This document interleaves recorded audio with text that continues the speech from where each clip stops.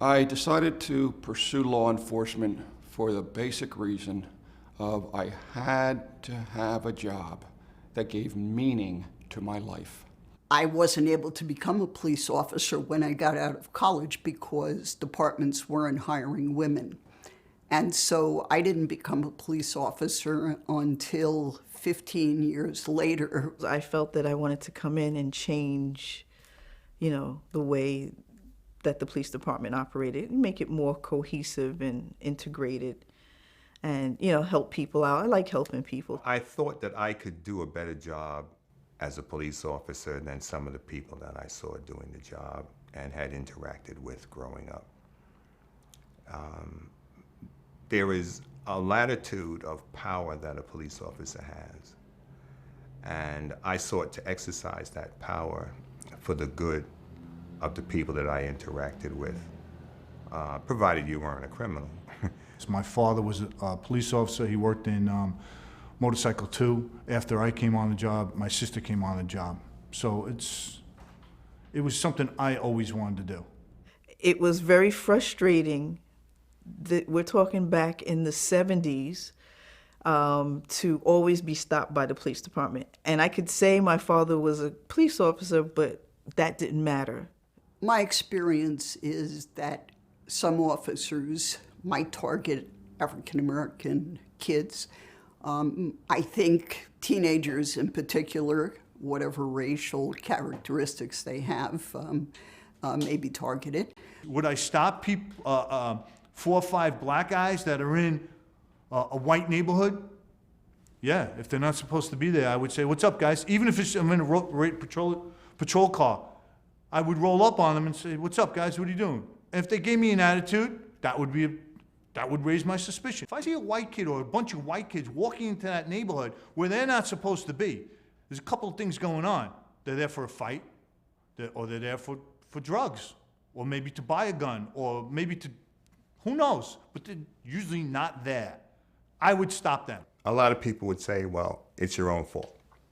If you weren't robbing people, if you weren't shooting each other, the black on black thing, well, I never hear white on white crime because there's white on white crime. I never hear that term. But the focus of media and of the departments is upon negative behavior of black people. How many incidents have we had since that Staten Island incidents like that? What is it, a year later? 1 or 2, maybe 3? I mean, it's not rampant. It's not out of control. Each one has to be taken on its individual merits. I've not examined directly any of them, but I would say that I don't call somebody who shoots somebody in the back a police officer. My inclination is to call them a murderer. I say anyone that thinks that the police department is going out and they have a motive to go and kill black people, white people, Asians, anyone like that is delusional. There is nothing like that. I believe most officers are afraid to talk about the realities of the negative aspects of policing. Number one, they fear that if they're in an incident where they need backup, they call with 1013, and guys figure, well, you're not part of the crew, they won't respond. They won't get backup when they need it. Secondly, I believe a lot of guys are afraid of what the department would try and do to them. So they keep their mouths shut. Just because you're a cop doesn't mean that you don't have rules to follow. And I always felt that you should follow the rules because that could be your family member and you don't want anybody's rights to be violated. I think that we have to recognize that the police are the most obvious object of disdain. However, they're not the problem. They may have problems, but they're not the exclusive problem.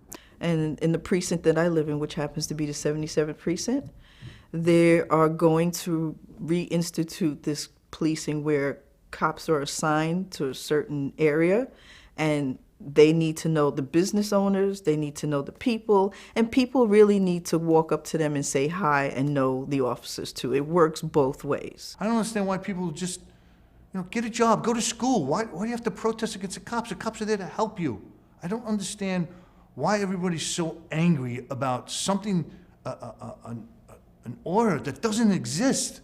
It's the responsibility of the white community. It's the responsibility of our leaders to realize black people are not shouting racism and discrimination and exploitation for no reason.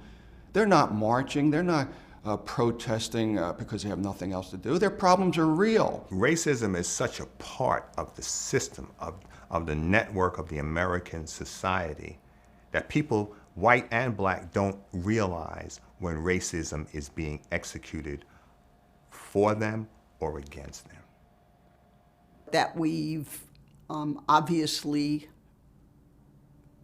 touched a raw spot in our national psyche, not just in policing, but in everything else, alarms me, concerns me, and makes me feel that not just the policing community, but every other community needs to take notice.